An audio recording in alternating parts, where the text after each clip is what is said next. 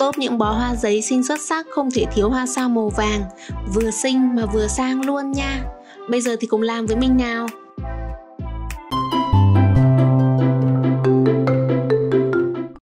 Lúc đầu nhìn thấy cái tập giấy gấp sao màu vàng này là mình không định làm đâu, nhìn không ưng lắm, trông không được bắt mắt ý. Nhưng mà may sao là vẫn làm, tại vì mọi người hỏi cái hoa sao màu vàng này nhiều quá, không lên mẫu thì lại lăn tăn. Thế là cuối cùng mình vẫn quyết định gấp. Gấp xong làm thì đúng là bất ngờ luôn. Cái màu này lên nhìn sang cực kỳ luôn, kiểu đúng là màu hoàng kim ấy mọi người. Hoa này mà mang tặng bà, tặng mẹ hay là tặng thầy cô giáo thì tuyệt vời luôn. Nó cực kỳ hợp ấy, tại vì cái màu này nó sang mà. Mình mang tặng những người mà lớn tuổi hơn mình ấy là hợp lý nhất nha. Hồi mới bắt đầu gấp sao mình gấp thi thoảng lại hỏng một ngôi sao. Rồi sau đó khi mà gấp nhiều hơn rồi thì có kinh nghiệm hơn, thì thấy số sao bị hỏng ngày càng ít đi. Còn bây giờ thì lâu lắm rồi không bị hỏng cái nào. Cũng vì là gấp nhiều xong rồi quen tay ấy. Mà các ngôi sao gấp nhiều rồi thì nó cũng sẽ đều đều nhau. Trong một bó hoa mà các ngôi sao nó cứ đều đều nhau thì cái bó hoa của mình nó cũng sẽ xinh hơn. Còn nếu như trong một bó hoa của mọi người mà các ngôi sao nó không đều nhau, nó bị ngôi sao cái to cái nhỏ, cái béo cái gầy, thì nhìn tự nhiên cái bó hoa của mình nó bớt xinh đi. Thế nên là mọi người gấp mình cứ để ý, mình gấp chặt tay một chút, gấp để làm sao cho các ngôi sao nó đều đều nhau, thì cuối cùng tổng thể cái bó hoa của mình nó sẽ rất là xinh.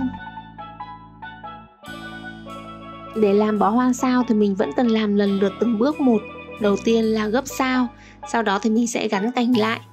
Cái tập giấy gấp sao màu vàng này thì sẽ có 4 màu.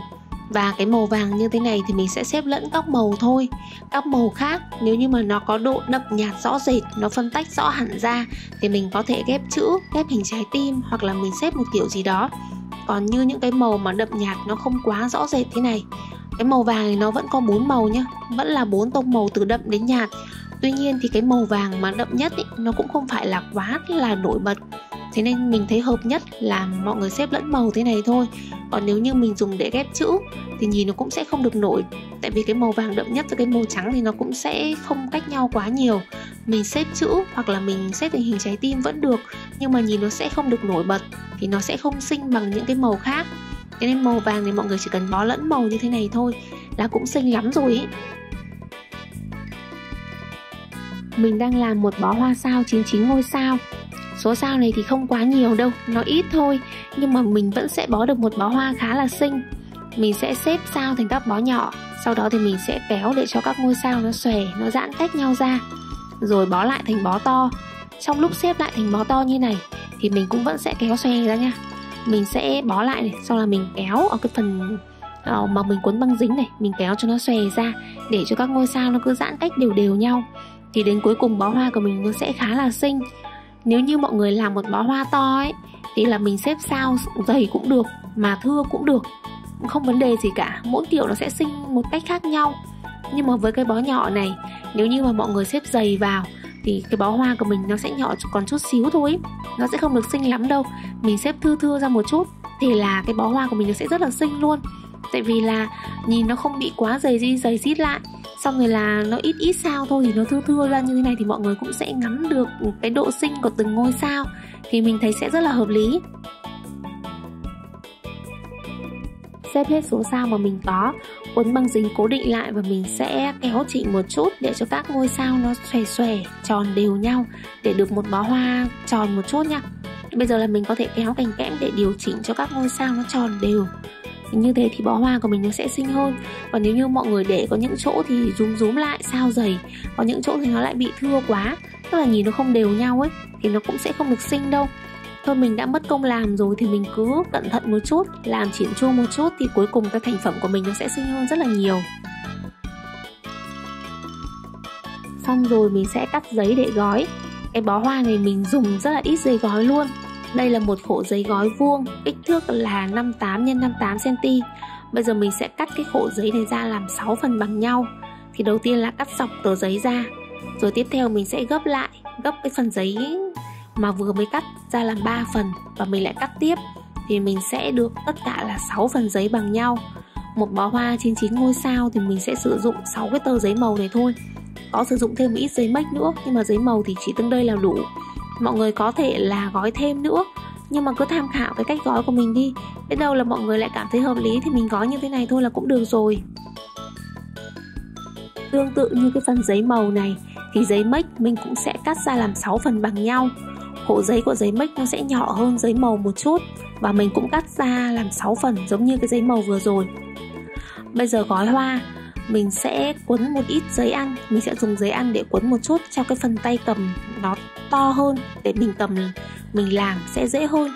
Tại vì là mình ở đây mình sử dụng chỉ có 99 cành kẽm thôi. Ở bó hoa 99 ngôi sao, mỗi một ngôi sao sẽ tương ứng với một cành kẽm. Thì chỗ này mình chỉ có 99 cành kẽm thôi, thì nó sẽ hơi ít, nó hơi nhỏ. Mình quấn thêm giấy vào để cái phần tay cầm của mình nó to hơn. Khi mình cầm để mình bó hoa nó cũng sẽ dễ hơn. Có 6 tờ giấy make trắng, và cả 6 tờ này thì mình sẽ đều gấp theo đúng một kiểu, chỉ gấp chéo nhẹ một phần, sau đó thì mình bó vào bó hoa. Ở đây thì mọi người sẽ căn chỉnh cho cái chiều cao của tờ giấy make nó phù hợp với cái phần hoa sao. Sau khi mà căn chỉnh phù hợp rồi thì mình sẽ quấn cố định lại. Làm sao để cho 6 tờ giấy này sẽ quấn được một vòng tròn quanh bó hoa. Thực ra thì nếu như mình chia không đều cũng không sao. Có thể là có đoạn mà sẽ hơi dày, có đoạn hơi thưa một chút, nhưng mà không sao đâu. Tại vì là khi mà mình bó xong bó hoa ấy, thì cái phần giấy make trắng này là cái phần giấy lót phía bên trong. Mọi người sẽ không quá để ý xem là cái phần giấy này nó có đều nhau hay không, mà chỉ cần nhìn tổng thể có cái phần giấy make trắng này là được nha. Cứ có phần giấy make trắng này kín xung quanh bó hoa là ok rồi. Còn cái phần giấy màu ở bên ngoài ấy, thì mình sẽ nên gói để cho nó đẹp hơn. Bên trong cứ có là được nha. Thế nên là mọi người không kiểu như là mình không cần quá phải lo lắng về cái phần giấy gói này đâu. Mình cứ mạnh dạn mình làm đi thôi. Nếu như ai vẫn còn lăn tăn về cái hoa này, tức là mọi người sợ là mọi người chưa làm bao giờ, mọi người chưa quen, mọi người không làm được, hoặc mọi người làm không xinh, thì mọi người có thể thử với những cái bó hoa nhỏ như thế này.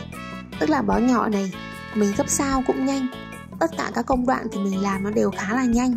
Và cái phần gói hoa này nó sẽ rất là dễ. Tại vì cái bó hoa nhỏ ấy, mình cầm nó sẽ lọt vào cái lòng bàn tay của mình hơn. Bó to thì khi mình làm, mình gói hoa như này, nó sẽ hơi khó hơn một chút. Tại vì là nó to hơn mà. Còn cái nhỏ như này thì nó ở trong tầm tay của mình, nó nhỏ nhỏ thôi. Mình cầm nó sẽ dễ hơn, mình căn chỉnh giấy các thứ nó cũng sẽ dễ hơn. Thì mọi người có thể thử với những cái bó nhỏ như thế này. Sau khi mà làm được bó nhỏ rồi, thành công rồi, thì mình có thể là chuyển sang lại làm tiếp những cái bó to hơn. Tiếp theo là đến phần giấy gói màu. Cái bó hoa sao này là màu vàng, nên giấy gói mình cũng sẽ sử dụng giấy gói màu vàng. Nó cùng một tông màu nó sẽ làm cho cái bó hoa của mình nhìn trông nó sang, nó xịn hơn ý. Còn nếu như trong trường hợp mà mọi người thấy là nhiều cái màu vàng quá, mọi người cảm thấy là nó không được ưng lắm, thì mình có thể thử đổi màu giấy gói khác. Tức là mọi người cứ ướm thử cái màu giấy gói khác vào xem. Nếu như ướm vào mà mình cảm thấy không ưng thì mình cứ dùng cái màu giấy vàng này thôi. Còn nếu như ướm vào mình cảm thấy là đẹp hơn cái màu vàng này thì là mọi người đổi luôn phần giấy gói.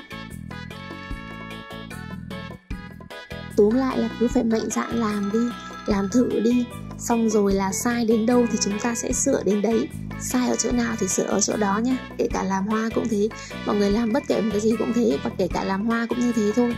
Mà làm hoa thì nó sẽ dễ hơn so với những cái kiểu, những cái công việc to lớn khác.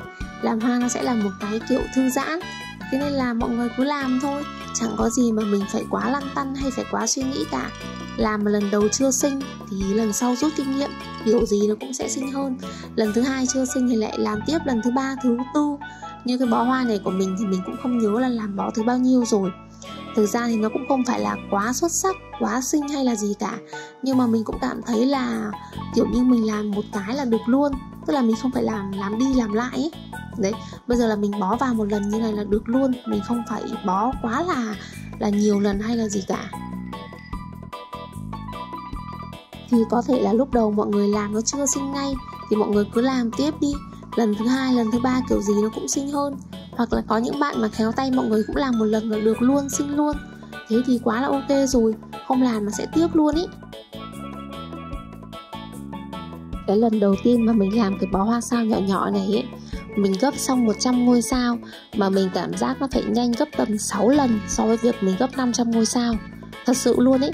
Không hiểu là tại vì mình hóng cái thành phẩm quá hay là gì, gấp ít ngôi sao nó nhanh hơn nhiều lần thật. Tại vì là gấp xong 100 ngôi sao cảm thấy ôi sao mà thời gian mình gấp nó ít thế, mình gấp nhanh thế, vèo một cái mà đã được 100 ngôi sao rồi. Xong kể cả công đoạn mà gắn cành cũng thế, gắn 100 cái nhanh lắm, vèo một cái đã xong rồi. Xong rồi bó cũng nhanh, xếp sao thành bó này, xong rồi là gấp giấy gói này. Hay là tại vì là cái bó nhỏ thế nên là mình gói nó cũng dễ hơn. Mà mình thấy cái phần gói hoa này nó đơn giản lắm luôn ý, dễ lắm. Thường là lúc đầu mà chưa quen ý thì có thể là mình gói một cái tờ này chưa ưng ý, mình lại dỡ băng dính ra, mình xếp lại, mình gói lại.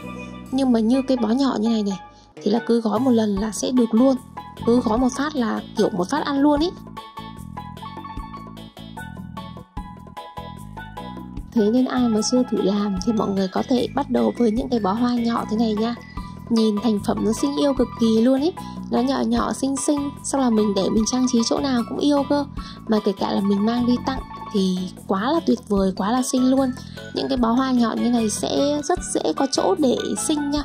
Tại vì nhiều khi bàn học và bàn làm việc hoặc là trên giá sách, trên kệ của mọi người nó sẽ không có quá nhiều chỗ trống, thì mình để những cái bó nhỏ nhỏ như này rất là hợp lý. Những cái bó to thì sẽ phải kiếm cái chỗ nào có cái diện tích trống nó rộng rộng một chút. Còn bó nhỏ này thì cực kỳ ok luôn, xinh lắm ấy. Làm thử đi nha. Chúc mọi người sẽ có những bó hoa thành phẩm thật là xinh.